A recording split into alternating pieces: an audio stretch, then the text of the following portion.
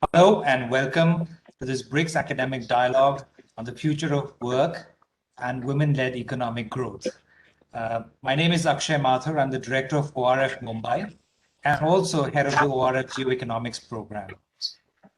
This dialogue is fourth in the series of BRICS academic dialogues that we have organized under India's presidency of BRICS in 2021.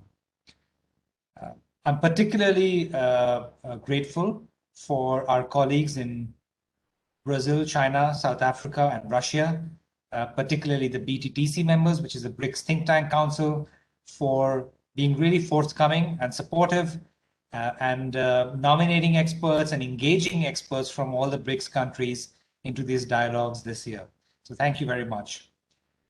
It gives me great pleasure to first welcome our a keynote speaker, Mr. Amitabh Kant.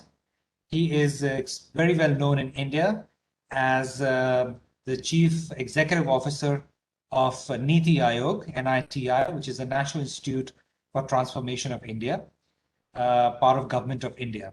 So before we begin the panel discussion on the future of work, which is going to be moderated by my colleague Aditi Rathore, I'd first like to invite Mr. Amitabh Kant to give his keynote address. Mr. Kant, over to you. Ladies and gentlemen, I'm truly delighted to address this gathering.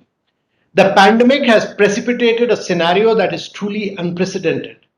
Despite our modern technological and medical advances, it has had a profound impact on us, affecting the socio-economic fabric.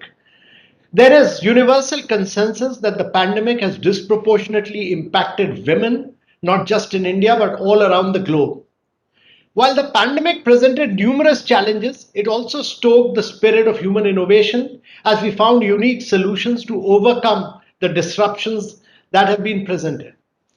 As people were confined because of lockdown provisions aimed at containing the spread of the virus, novel methods were adopted to provide critical business continuity. And technology has been the key enabler in this regard. A lasting consequence of this novel adaptation has been the widespread acceptance and adoption of work from home. So much so that hybrid combinations of remote work and physical work are expected to continue in the post-pandemic scenario. The flexibility offered by remote work arrangements may be preferable for some as it helps balance domestic and professional commitments. Despite greater flexibility and improved access to opportunities, it does not necessarily help address the age-old problem of women having to shoulder a greater burden with respect to unpaid domestic work. This issue can only be addressed through the evolution of our societal value systems. The pandemic catalyzed technology adoption, not only enabling remote work, but witnessing the uptake of Industry 4.0. Based on a McKinsey study, 65% of respondents of an industry survey indicated that they were now more optimistic about the prospects of digital technologies than they were a year ago. The digitization efforts are expected to be crucial in enhancing the resilience of supply chains. But this has significant implications with respect to the future of work. Analysis carried out by the McKinsey Global Institute brings some fascinating insight in automation. For the current gender patterns in the global workforce, both men and women have potentially face job losses and gain of similar magnitude. However, women are more prone to be affected by partial automation rather than being entirely displaced through automation. It is estimated that about 40 to 160 million women would globally have to transition to higher skilled roles, requiring greater understanding of technology and greater mobility. However, even in this scenario, women are expected to face some of the pervasive barriers to entry. In the Indian scenario, in addition to the future of work, women have had challenges to contend with. In the World Economic Forum's Gender Gap Report 2021, India ranked 140 out of 156 countries, indicating that there is a lot of ground which is yet to be covered in addressing the gender gap.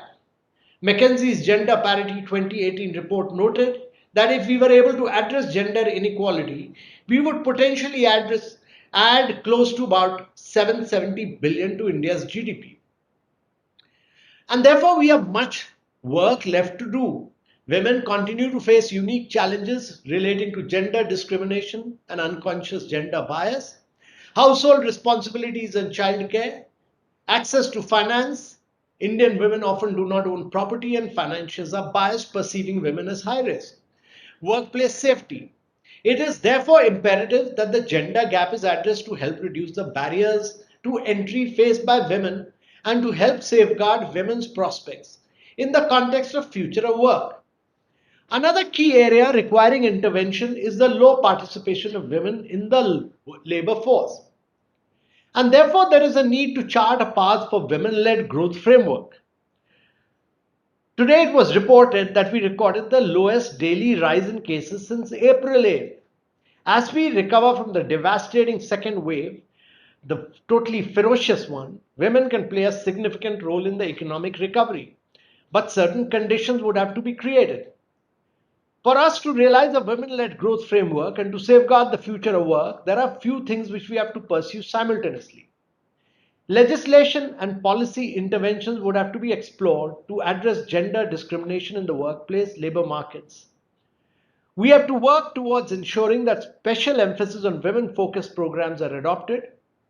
There would have to be extensive capacity programs which help women, especially in rural areas, to learn how to use smartphones and computers. Other schemes may also be made available where access to technology is addressed through financial support or other measures. Private-public partnerships may be established so that upskilling are made available to existing professionals to help familiarize them with the applications relating to Industry 4.0. And working mothers may be given additional leave or enhanced support can be brought into existing Anganwadi programs. We also need to promote and support women-owned businesses. Financial independence plays a key role in enhancing the agency and empowerment of women and society. Entrepreneurship provides women a route to financial independence and is thus a very, very powerful tool for addressing gender inequalities and effecting greater social change. We also need to review social protection programs through the gender lens and make adjustments to enhance effectiveness in helping serve women and design programs which help reduce the unpaid care burden that is shouldered by women. We also need to promote STEM education for women. This is critical. The proposed measures can serve as a catalyst for socio-economic transformation, advancing the economic empowerment of women and enhancing women's agency and status. But in the larger picture, women can take the lead in paving the way for India to chart out its pandemic recovery course. Thank you very much, ladies and gentlemen. It's been a real pleasure speaking to you. Thank you, Mr. Kant, for that address. We know the role that your division, your department, which is the Niti Aayog, NITI, National Institute for Transformation of India, is playing in skills, in creating, in incubating different ideas on how India's workforce can be readied and for the 21st century, including for the fourth industrial revolution, and how you're trying to make plans for a more inclusive growth, so that not just gender, but that these skills and jobs are an opportunity for jobs is available across different states in India, across different communities, across the political spectrum. So we appreciate your address very, very much. On behalf of Observer Research Foundation and Research and Information Systems for Developing Countries, the two co-chairs for the BRICS academic process in 2021, we thank you for joining us. I hope that you will join us again later this year at the BRICS Academic Forum. With that, I'd like to now invite my colleague, Aditi Rathod, who is an expert in gender studies, but more broadly on the as well on looking at gender budgeting, women-led growth, as well as more inclusive growth issues. So with that, Aditi, I leave it to you to introduce the topic and the panelists and take the discussion forward. Thank you. Thank you so much, Akshay. Good morning, evening, afternoon to everyone joining us from various parts of the world today. We're here to discuss a topic that, like Mr. Khan said, that most countries have been grappling with both before, during the pandemic, and definitely post-pandemic as well, which is how to incorporate a women-led growth framework into future of work policies and debates. While progress has been made in developing countries to bridge various gender gaps in education, political participation, access to healthcare, and digital goods, the pandemic has affected men and women differently. Employment structures and the ratio of men and women in different sectors are under scrutiny now to see why and if there has been an uneven impact for reasons like more women in the informal and healthcare sector that have been impacted, or a growing gender digital divide, and also the double burden of professional and care work. As I said previously, most countries are dealing with these implications today, and this dialogue today will explore case studies and share learnings from each of the BRICS nations, which can perhaps help seed ideas for a women-led growth initiative and examine the idea of perhaps having BRICS create this common framework for women-led growth. We have a stellar panel today representing all the BRICS nations to discuss this topic. Professor Sarah Mosoetsa, the Chief Executive Officer of the National Institute for the Humanities and Social Sciences, South Africa. Dr. Victoria Panova, Managing Director of the Russian National Committee on BRICS Research, Russian W20 Representative, Russia. Ms. Joanna Mustafa, Senior Researcher, Institute of Applied Economic Research from Brazil. Ms. Rituparna Chakraborty, co-founder and executive vice president of Team Lease in India, and Ms. Yang Yujing, associate researcher, Women's Studies Institute of China. Thank you all so much for joining us today. I'd like to start this discussion by asking each of you for your country's perspective and opening remarks on the question of, with home as the new workspace, what are both the positive and negative ways in which female labor force participation and economic growth has been impacted? And how can women be a significant part of recovery and future growth? Professor Sarah, if we can start with you. And a warm welcome, I suppose I should say that to everyone.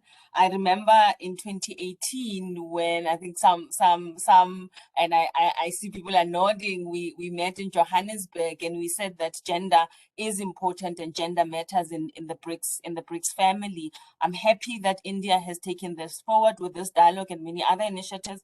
I know that Victoria has been a champion of this with a few things that she's also been doing in Russia. So again, it's a warm welcome to all of us after not having seen each other for a while. Let me say just a couple of things, maybe 5 things from South Africa, and I'll try to be as succinct as possible with, of course, further discussions that will arise. First, I think it is important to recognize that we're having this discussion at a time when all of us, the world over, the BRICS family is dealing with a pandemic, which is a health crisis, but it is a health crisis that has brought to bear new and old economic and social political challenges in our respective countries. For South Africa, I think our state, our government has been very decisive in how it saw fit in at least responding to the crisis.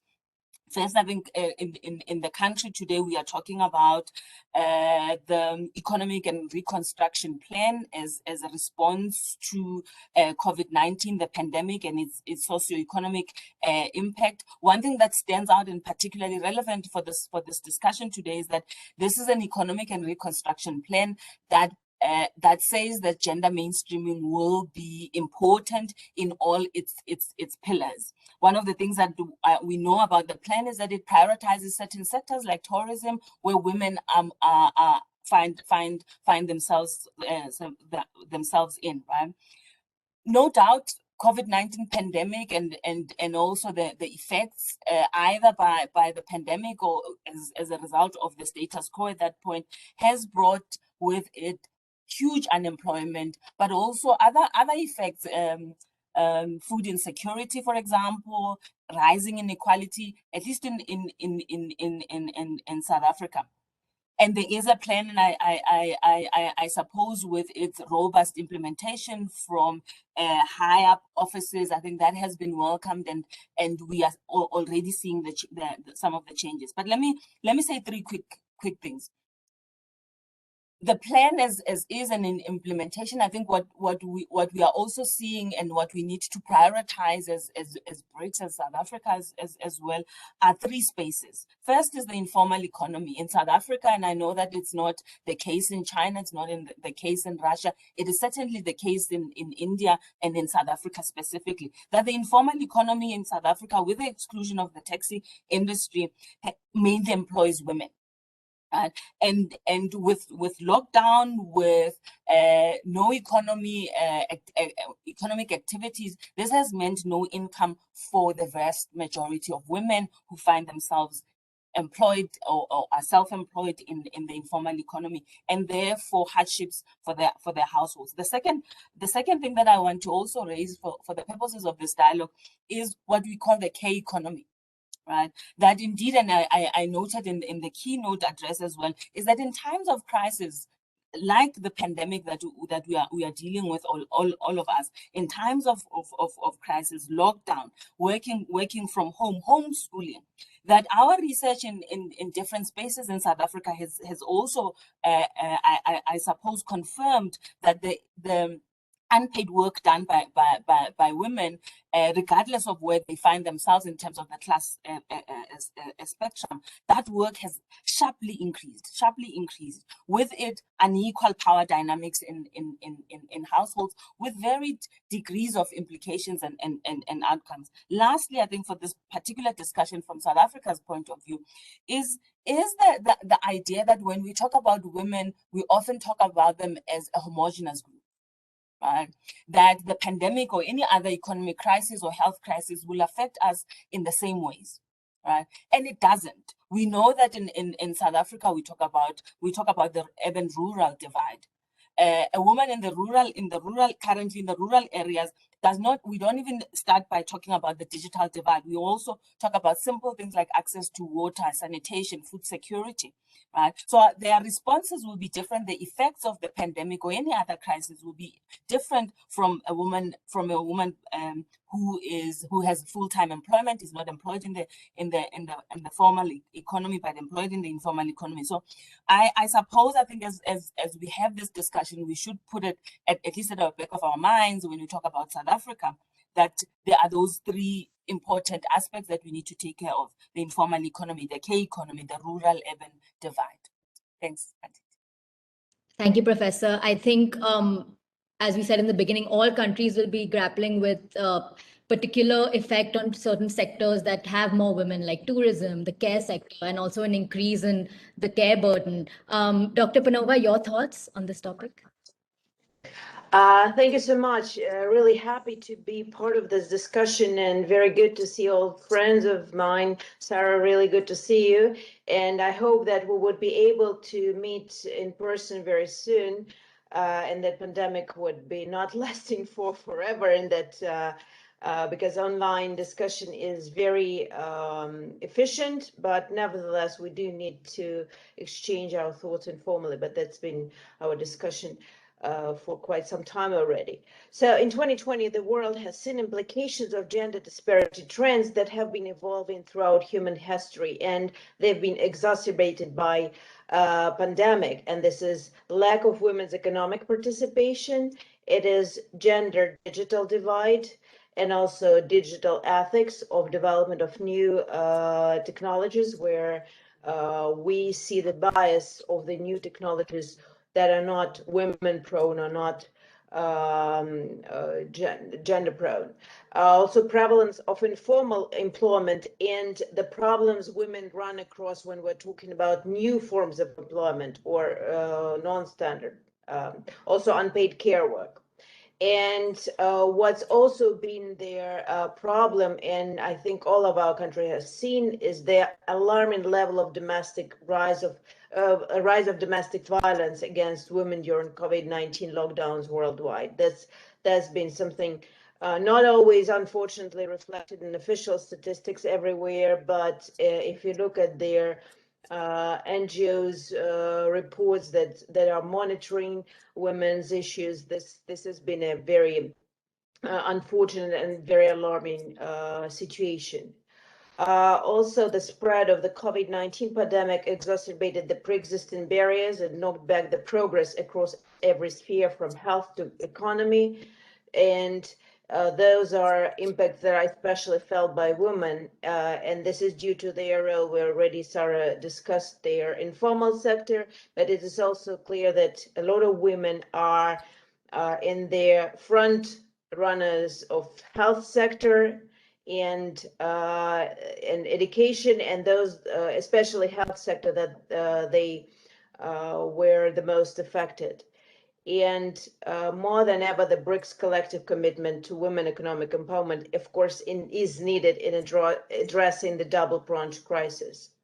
And BRICS countries have undertaken various and different measures and initiatives for eliminating barriers, integrating women economic activities, reducing the gender digital divide, and ensuring gender economic equity, but they still have a long way to go.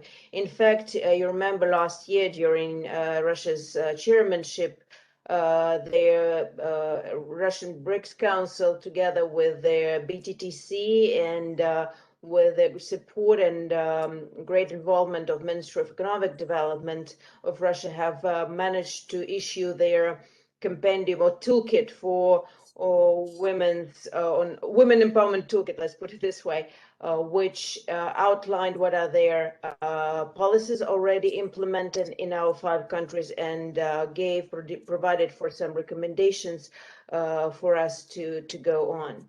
But nevertheless, with some good steps, we are ranked lower, all the 5 BRICS ranked lower than a number of developed and even developing countries in various international indices.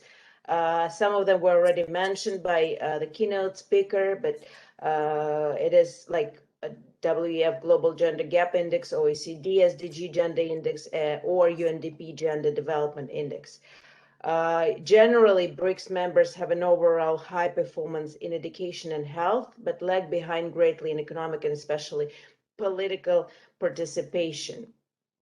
When we talk about barriers and need for eliminate, we talk about high amount of unpaid work that women had to sustain during the pandemic, lack of quality childcare and elderly care facilities, unmet financing needs of women-owned businesses, social infrastructure, necessary digital skills and knowledge, lower access to technologies and infrastructure for women. And Sarah mentioned about differences for rural and urban women. Maybe it's not as seen in Russia, this difference, but when we talk about remote territories, you could also see the difference in how much the infrastructure for digital involvement, digital skill, digital participation is developed in capitals or big cities, and in much lower possibilities for those living in like far north, far east, or elsewhere in remote areas. Another important issue, and we've been raising it for quite some time, is the lack of quality sex disaggregated data for evidence-based policymaking, especially with regards to such areas as international trade, MSMEs, and digital economy, as well as comprehensive systemically collected statistics on unpaid work. In fact, what we need, there are some issues that are counted not necessarily by national statistics offices, but by relevant interested international organizations or relevant relevant offices in international businesses and NGOs, but there is no systemic work on that. And what we also need to do, we need to look into national needs and see what type of sex disaggregated data should be collected. What is good for women is ultimately good for addressing income inequality, economic growth, and resilience. And thus, it is vital for BRICS countries not only to implement gender-responsive economic and social policies and place women's economic lives at the heart of the pandemic response and recovery plans, but also take future-oriented actions to ensure women's equal participation and contribution to both economic growth and political development. And thus, we talk around major areas like improved education and training opportunities for women. We talk about gender-responsive trade policies. We talk about broader provision of social services. And here I talk not only about like care facilities, but something like general food courts for children, for women that would, and other things like that, that would ease their possible existence. Flexible work arrangements, of course, that there are some that currently in place in response to the pandemic, but they should be more, we should look more into this area and see how we can provide for a new model of shared responsibilities with households and offer new work arrangements. So today, the mission of BRICS, we've been discussing it within Women 20. I think it's high time for us to finally devote much more time within BRICS and have a systemic joint BRICS position on the matter, be it both within the Women 20, but also on our own, and offer our vision of responding to the challenges posed by the pandemic factors. And because the mission of BRICS is about building a world in the interest of everyone, and women could be at the center of this economic recovery, and no doubt that we as BRICS could play a role in fostering women inclusion and empowerment, and it's high time for us to start the action and take much more aggressive steps towards this end. Thank you so much, and I'd be happy to participate in the discussion and answer questions if there are. Thanks. Thank you, Dr. Pano. I'm so glad you mentioned the need for sex disaggregated data, because only if we have specific data on what sectors have been affected, how many women have been affected, which kind of women-owned businesses have been affected, can we direct policy around it. And a lot of countries don't even have sex disaggregated data on cases and deaths, which is unfortunate. The UN Women tracker doesn't have these statistics for all nations. So I think sex disaggregated data, not just in terms of pandemic, but each sector is incredibly important. And I will get back to you on some of the ways in which the BRICS can come together to, and which points should be addressed specifically. So I will get back to you on that. Joanna, I'd like to turn to you now on both positives and negatives of everyone coming into the digital world and how we can be part of the growth and recovery post-pandemic. Yes, thank you so much for us to be here again and see each other again. It's a real pleasure.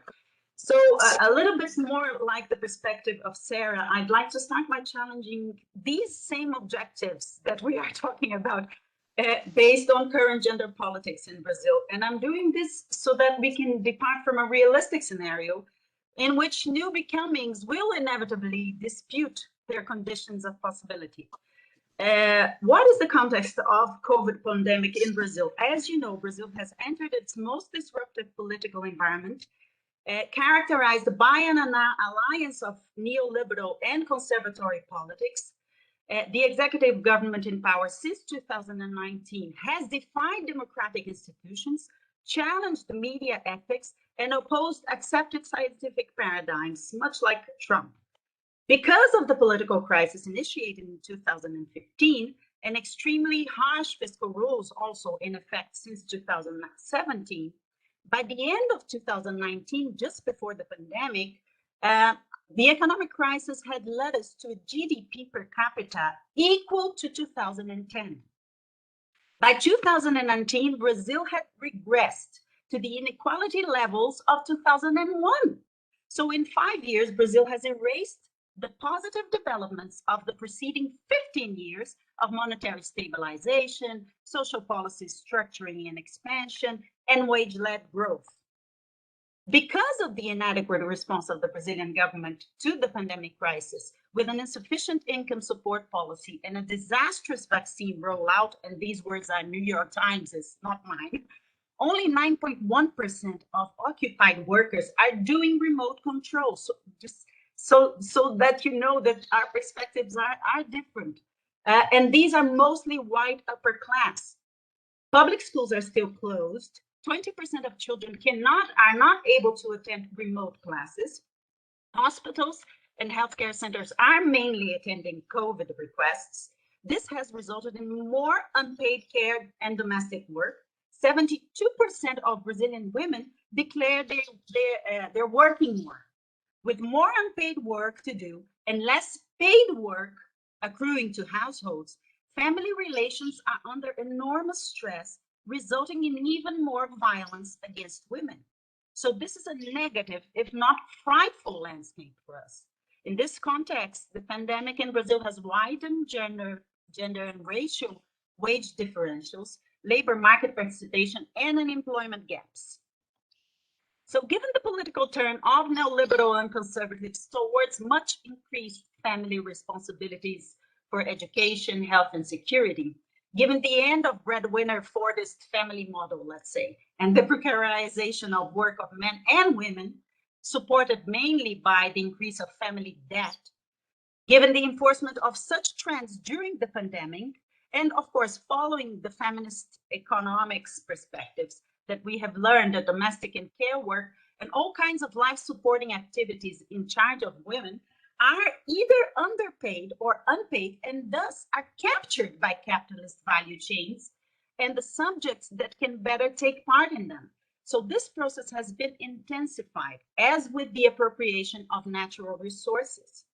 So nowadays, speaking the language of entrepreneurship, risk-taking, and sacrifices, women and men that have always sustained familial and communitarian lives through non-contractual obligations are now accumulating debt and being put to work for capital. All the assets and values that need to be in place for someone to participate in platform work, crowdsourcing, illegal value chains, communitarian sweatshops, instead of being paid by capital to support the Fordist family before, are now being extracted from the family. In this, if this is all true, I mean, this is one of the perspectives, there's a chance that the most important space for leadership of women have to do less with the labor market or GDP measures and more with creating positive ways in which values outside the markets are appropriated by community, by the family, and by women. But these values and their distribution are not accounted for in GDP statistics. They are invisible. They are more and more transparent, immediate, naturalized, essentialized. More than ever, we have to push for other well-being indicators outside of the national accounts. Better unpaid and voluntary work stats, better food security stats, better reproductive health, autonomy, and sexuality stats, better subjective well-being stats, better violence against women stats, and even better micropolitic stats to see where women are in the political life. So for me, there shouldn't be a common framework within BRICS. If anything, one could propose a meta framework of women-led political dispute for the promotion of such country-specific stances. If we are to challenge the appropriation of values produced in the margins of capitalist mode of production, knowing these values are produced in microscales, contingent, and situated solutions to the economic problem of supporting life, then the locus of innovation will also be attuned to the very cosmology of each territory and people. So to sum up, in the Brazilian neoliberal and conservative context, for growth to be women-led, the very centrality of GDP and the market economy need to be challenged, putting the sustainability of life through care and cosmological practices in the center.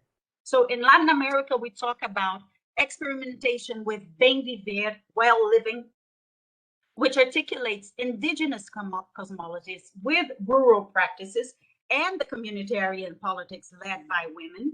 We also have experiences in urban housing disputes with the centrality of communitarian kitchens, as Victoria was saying, a social technology led by women. We have experiences, lots of experiences with urban Black women communitarian movements of solo mothers, alone mothers, and support through the empowerment and circulation of children in various environments, not only the nuclear family. And these are all examples that could be supported. And I thank you very much for having us. Thank you, Joanna. It was interesting to hear about the need for reconceptualizing our understanding of GDP and growth in order to center it around a women's care work. So I will get back to you on that and ways in which we can reconcile care work with professional development. Rituparna, I'd like to turn to you now. India's been in the news, and being Indian, I'm always interested in knowing about the impact of such crises on women, particularly informal laborers and in different sectors. As someone who actively facilitates employment, what are your thoughts on this topic and what we can do to improve the situation? Thank you for having me in such an important dialogue. I'm probably in this kind of a forum for the first time. Hence, just to introduce myself briefly, my name you're all aware of, and I work for this company called TeamLease, which is one of the largest people supply chain company. And let me assure you that I am experiencing left, right, and center the agony. In usual times, normal times, I say ecstasy, but here agony and agony of the labor market. So that's the context with which I'm coming into this debate and this discussion. I think the pandemic has exposed our underlying conditions, whether it's in terms of our personal wellness, whether it's in terms of society, economy, workforce. And I don't think it's any difference in terms of how societies have approached women. So just to give you some idea, I think in spite of some of the economic progress that we were probably making before the pandemic, women workforce, if you look at India's women workforce, workforce participation, the story has been extremely disappointing. As a matter of fact, over the last decade, the labor workforce participation have constantly deteriorated. Till about 2019, we were somewhere around 21%. And there are many indicators which suggest that during the pandemic, we might have slid below the 20s. And it's not a pretty scenario because from the bottom, we probably would be amongst the last 4 or 5 countries in terms of this statistic per se. And some of the glaring aspect, which I thought it's important to share, because this has nothing to do with the pandemic. Pandemic has just amplified some of the existing problems. We've noticed that rural employment, women workforce participation has always been ahead of urban. And that is, again, something which is extremely peculiar about India. And that has happened because in rural areas, informal workforce participation of women is much higher than that of men. And in urban areas, while there is higher education, so if you correlate this data with the increase in education of women, it's surprising. So as women in urban India became more educated, our women labor workforce participation fell. So of course, there are various reasons, and that's the backdrop on which we probably entered the pandemic. And things are not really looking good because given the pandemic, I think it has impacted rural workforce participation as well as urban workforce participation. Rural has gotten probably impacted more because it depends more on informal work, which informal work has been almost is probably now the most vulnerable in the country. Now, I think from a context setting, I wanted to allude to those points. I think and I think the points that some of you have already raised, I think the same situations is happening in India. Women are facing more working hours, whether because they're managing work, they're managing household, they're managing the children. When there are men and the man of the house and the woman of the house are both working, and then you do not have any other support or help system, so women are opting out from their jobs. That has also happened. And of course, the informal sector impact has been much harsher on women. So all of this is true in India. Just to step back, I think to remind ourselves, according to the World Bank, doubling the percentage of women in the workforce would boost India's growth rate from 7.5% to 9% and raise the country's GDP to US $700 billion by 2025. And I think we have to keep reminding ourselves, even if you're going through the pandemic. which essentially means that knee-jerk reactions are just not enough because we have much more structural issues going on. The broader focus of putting India to work is not limited by gender biases, and we do need to have special programs in place to ensure that we enable women to lead across our 3 pillars of employment, employability, as well as ease of doing business. The common denominator for all working women in India, all alike, is that they have dual workplaces, office and home, and I'm sure it's the same in many other countries. With the pandemic-induced remote working, the two have merged into one. Also, the surge in COVID cases indicate that COVID-19 may be more lethal for men, but women are taking the bigger socioeconomic hit. Women are disproportionately affected because exposed to risk at both health, higher risk of contagion, as some studies show, as they form the majority of frontline workers in care and similar professions, and economic levels as overrepresented in precarious employment, including informal sector. The benefits and protection there are almost nil or inadequate. Pandemic has amplified the pre-existing vulnerabilities of the Indian economy, and I think particularly, like, because I was alluding to the labor workforce participation data, of course, we struggle with a lot of time lag when it comes to data in India. But if I look at May to August 2020, the data is extremely abysmal. In the year 2021, the gender index gap index slipped to the rank of 140th out of 156 countries.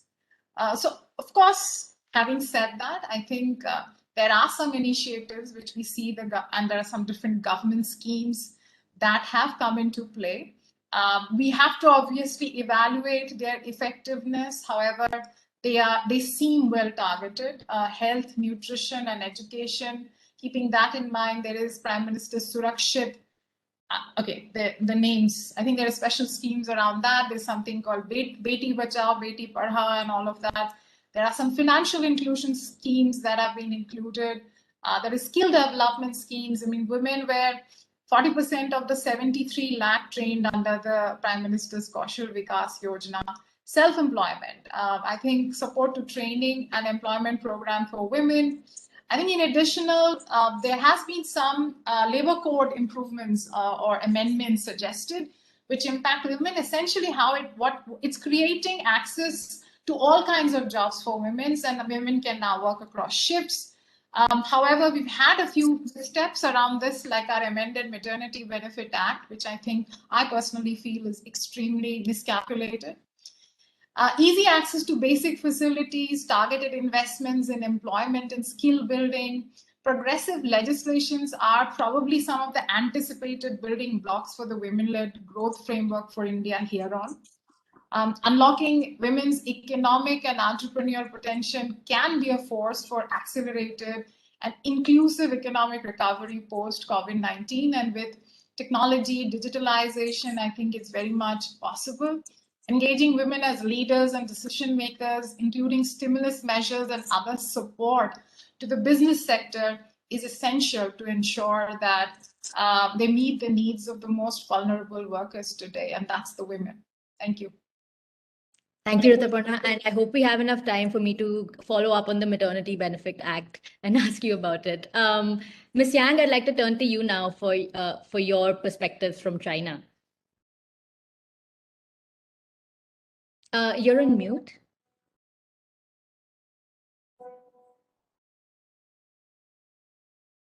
It's still unmuted.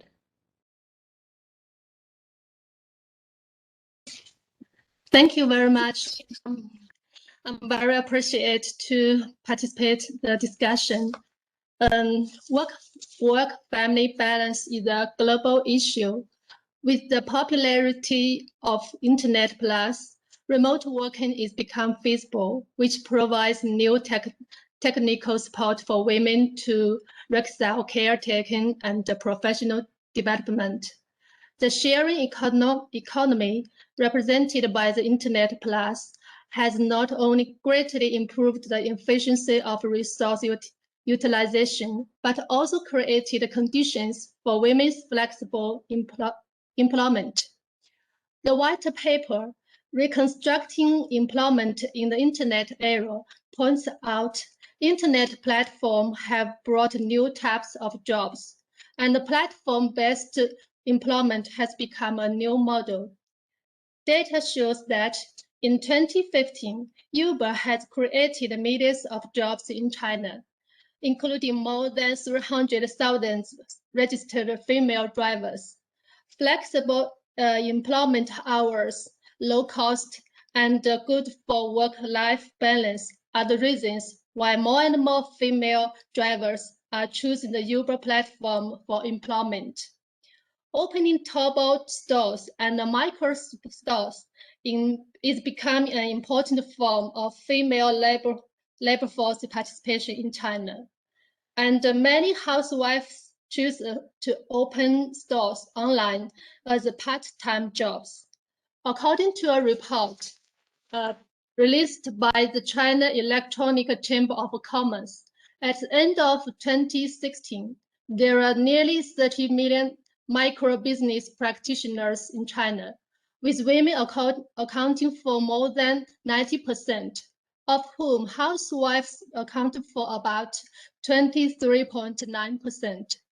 It is no denying that network models such as remote working and e-commerce have given women more choices and freedom to decide their working hours, workplace, and brings more possibilities for women to better balance paid work and unpaid work.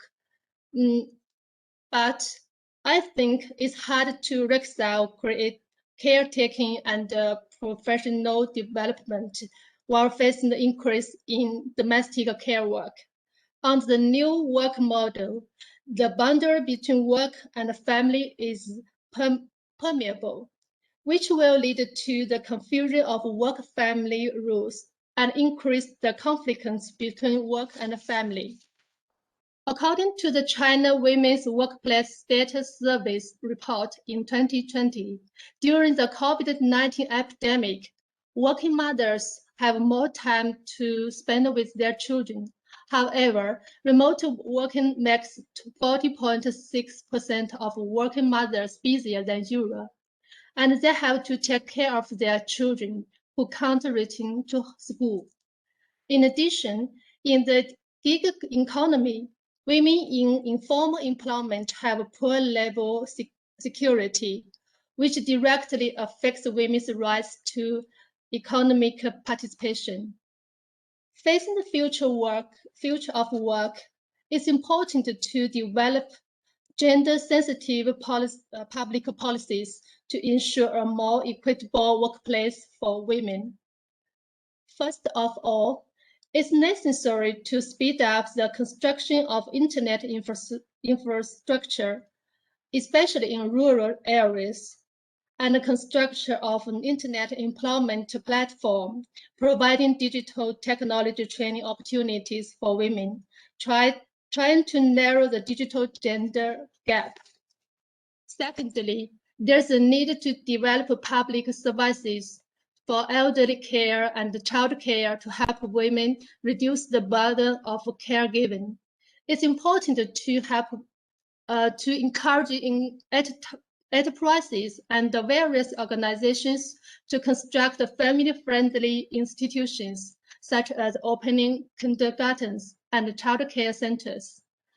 Thirdly, it's required to improve the social security system, especially to establish a maternity allowance and a child care subsidy system for urban and rural residents, so as to build a maternity protection system that covers all people. Lastly, I think it's also very important to build a harmonious and inclusive social culture and advocate men and women to share family responsibilities. Thank you. Thank you so much. I think increasing access to digital infrastructure, increasing internet infrastructure and childcare infrastructure is definitely a priority for most countries now. I'd like to ask some follow-up questions to everybody. Dr. Panova, I'd like to start with you. You mentioned a women empowerment toolkits and certain measures that the BRICS country have gotten together and a certain framework for growth that have been created. If you can elaborate on that and on this particular toolkit and what the measures would be, and specifically what pointers we should look at for the immediate aftermath of the pandemic in order to facilitate women's-led economic growth. Okay, so I thank you so much for the question.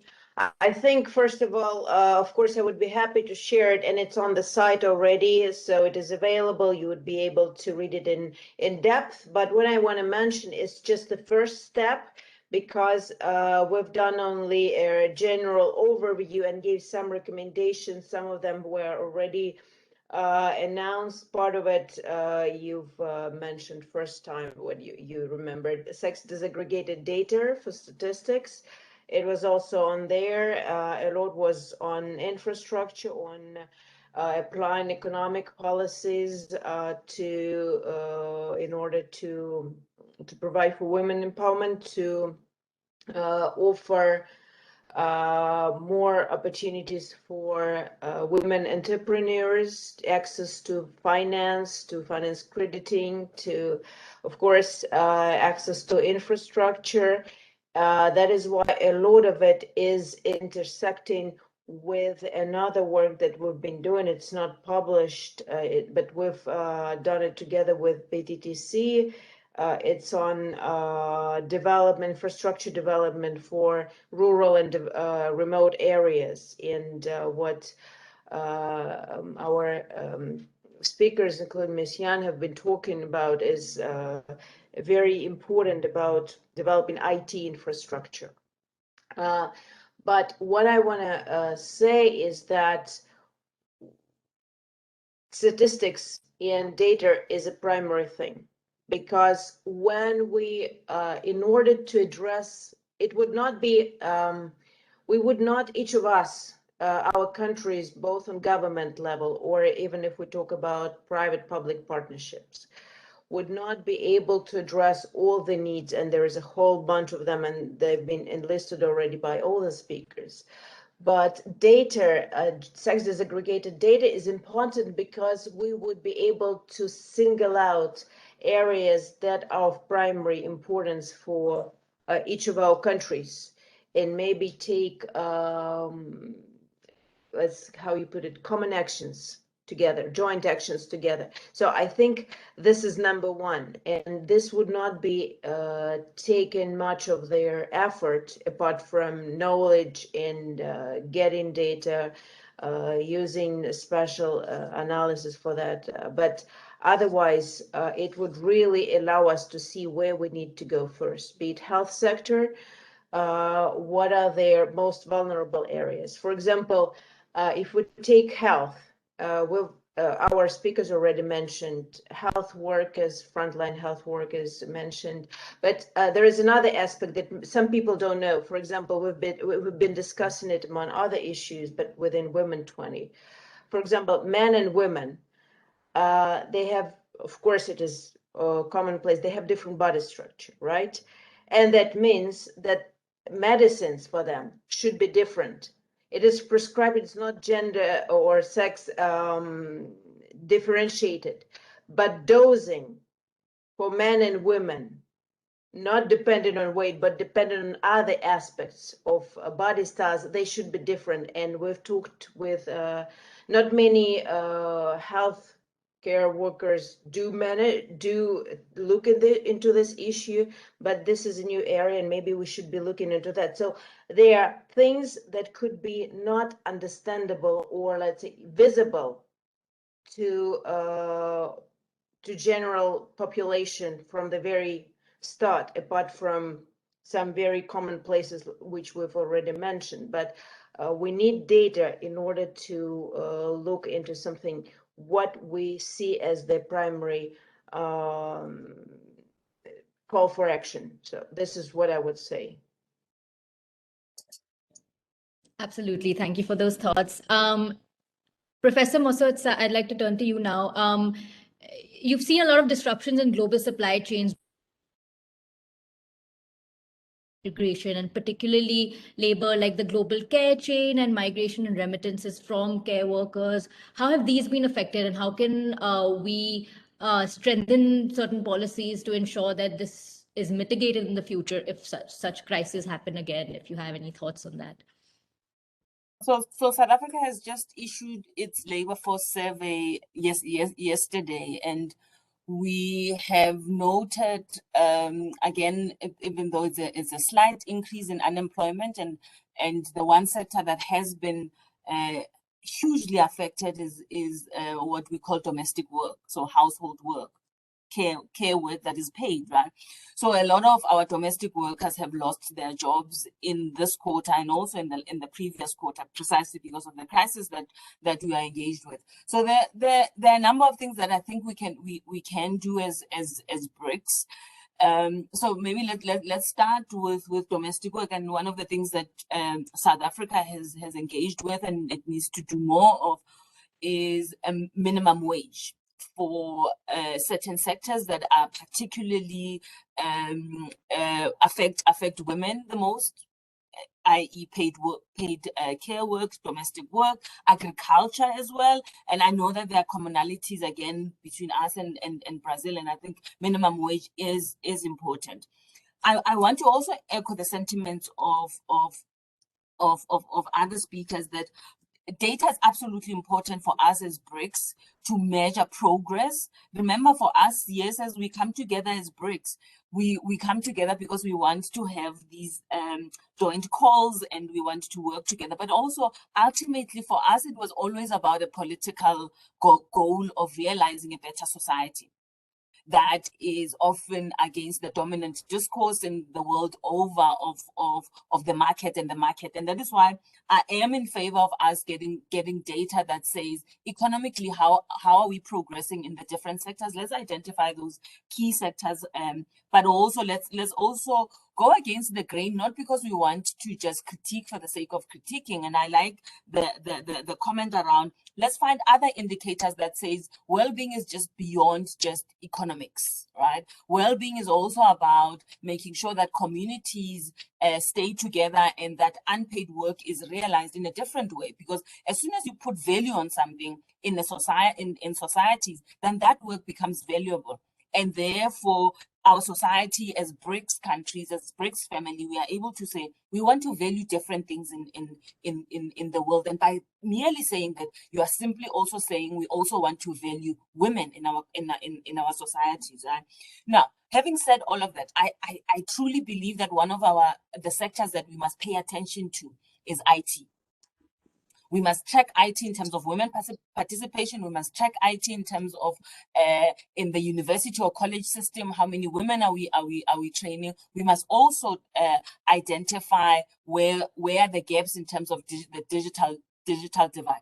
This is much more profound in times where there's lockdown.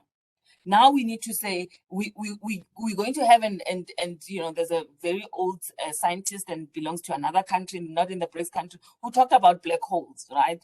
We're going to find ourselves in the BRICS having a lot of those black holes where a vast majority of our people are outside of even participating, just participating and saying, what is information? And with no information, it means there's going to be particular politics that also arise from that. So I want to support some of what people are saying around also joint calls as BRICS, and let's hold on to the idea of that big politics in BRICS, which is a better society, an egalitarian society that promotes women.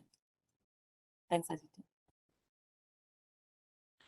Thank you so much. I'd like to turn to Rituparna now. You had mentioned the Maternity Benefits Act, and it has been contentious. What are your thoughts on some of the ways we can reconcile caretaking and professional development? Is it company-wide policies? Can governments facilitate this? Can you elaborate more on these thoughts?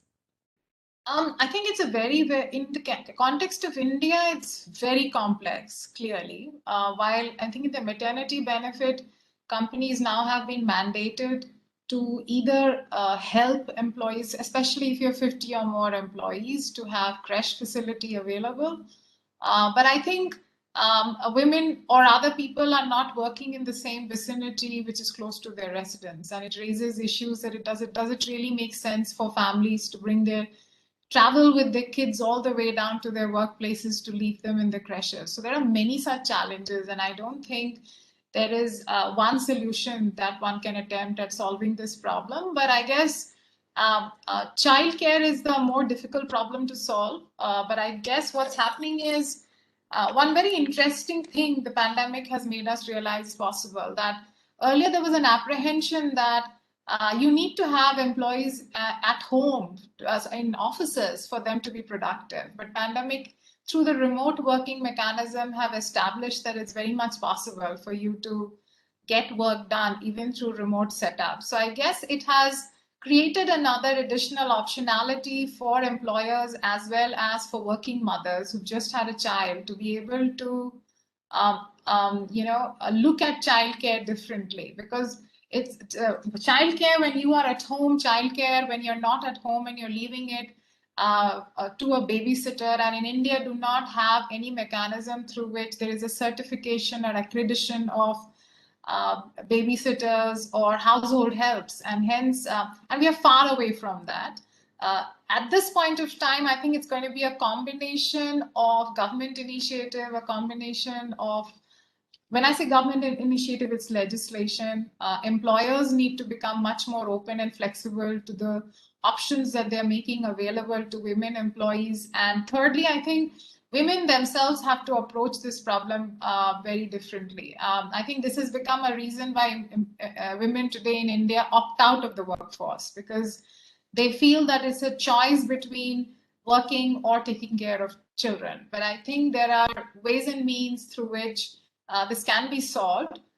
One good thing that India has is that we do rely on our parents and in-laws to be able to help us tide through, or our relatives, which is another option, but I don't think it is something which is scalable. But at this point of time, amongst the priority list, to be honest, Aditi, coming up with a scalable solution for childcare or a support system is not a primary agenda for the government or for anybody particularly, because there are so many more other pressing problems that we need to solve for. Personally, for me, maternity benefit, I do believe that women need 6 months near their children. I think there are UN norms which says that you need to breastfeed your child for 6 months. So hence, while the intent was right, but India is the only maternity program in the world where 100% of the cost of maternity benefit rests with the employer,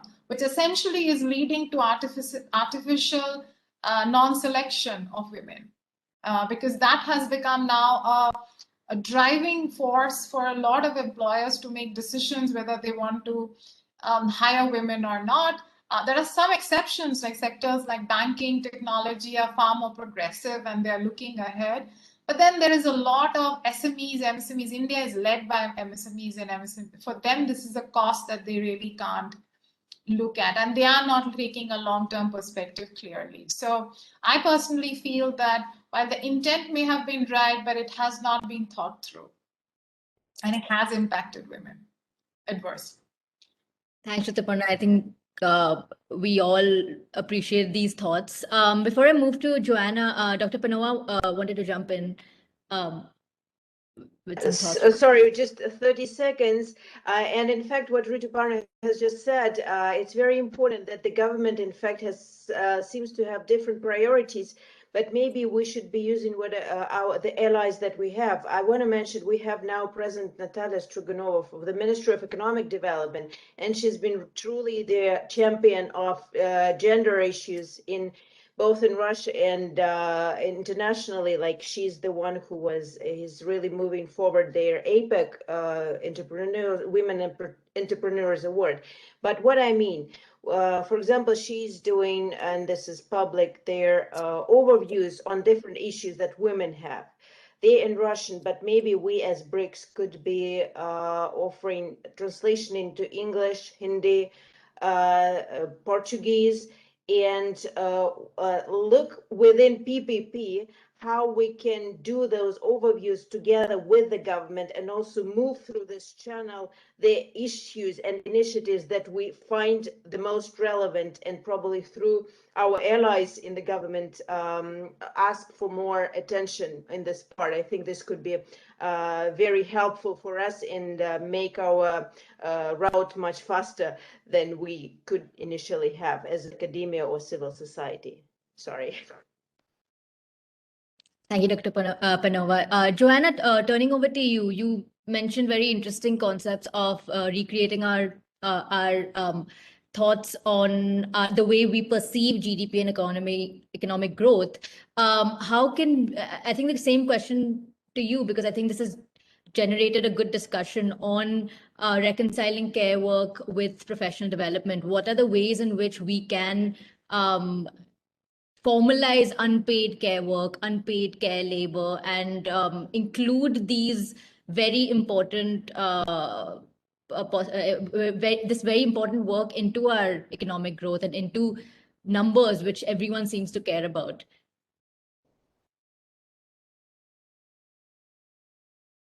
So yes, I think statistics is, of course, part of the recognition of an economic problem that is not monetized in our economy. I mean, GDP doesn't account for values that are generated by us, by elders, like elders, for example, caring for people at home, by rural workers, and also, and I think this is very important, at least for Latin America, the fact that women working in the environment, reconciling work, rural work, and home, they do not only rural, but also, for example, sea work or fishing work and that kind of thing.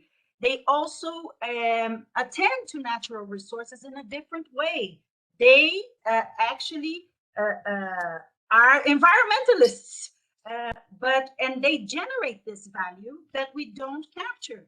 So, for example, statistics on how and how much do women and other people, but generally women that are small farmers, are taking care of the environment and are generating natural resources values for everyone, like the water resources and clean air and etc.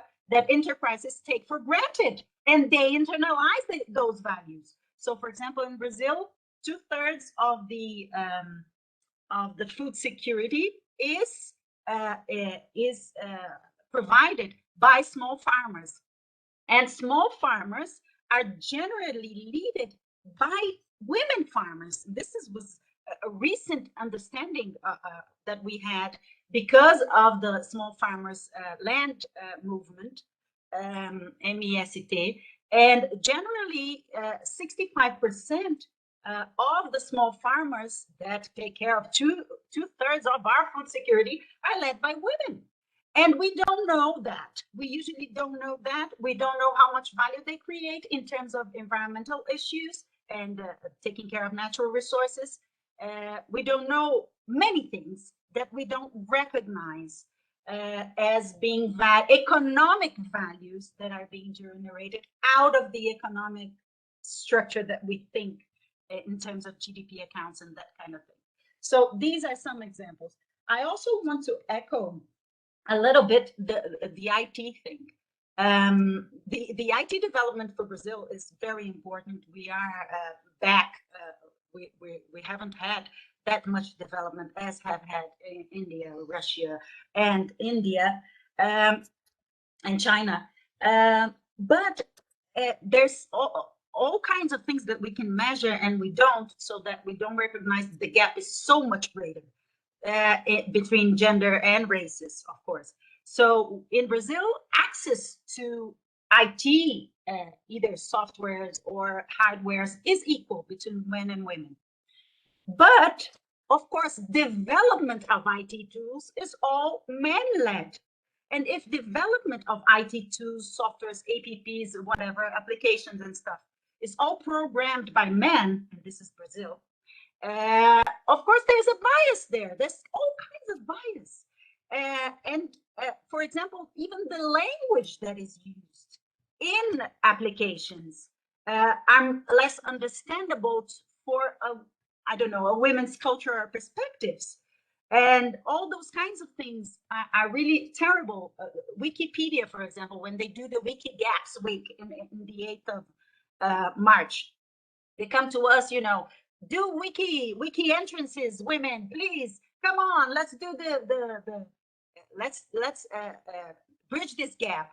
And we're there all day long doing wiki entries so that we have women represented and stuff. The next day, it's all erased by the Wikipedia experts and structure of people that contribute. Why? Because they find that the language is not adequate, because they're all men and we are doing women entry. And from our perspective, from our language, from our point of view, it's irreconcilable. There must be women inside all of the structures of algorithms and programming within IT. I finish with that. Absolutely. Thank you. Ms. Yang, I'd like to turn to you for our last question. Joanna spoke about having women in more of these women leading algorithms, leading IT sectors, because that is the future. You mentioned that through moving into the digital space during the pandemic, there are women housewives who have opened stores online, and there are women joining different gig economy platforms like Uber. There are more women drivers. So clearly there's been a push for skilling women in new initiatives. What are these ways in which we can improve skilling for women in order for them to capture the digital market? And has there been a push by the government to increase these particular skills?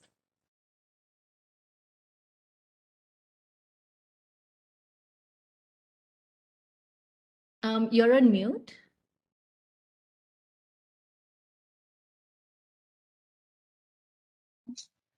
In China, according to the 14th five-year plan for national economic and social development, the multi-tier social society system will be improved, with coverage of basic old age insurance reaching 95% of the population.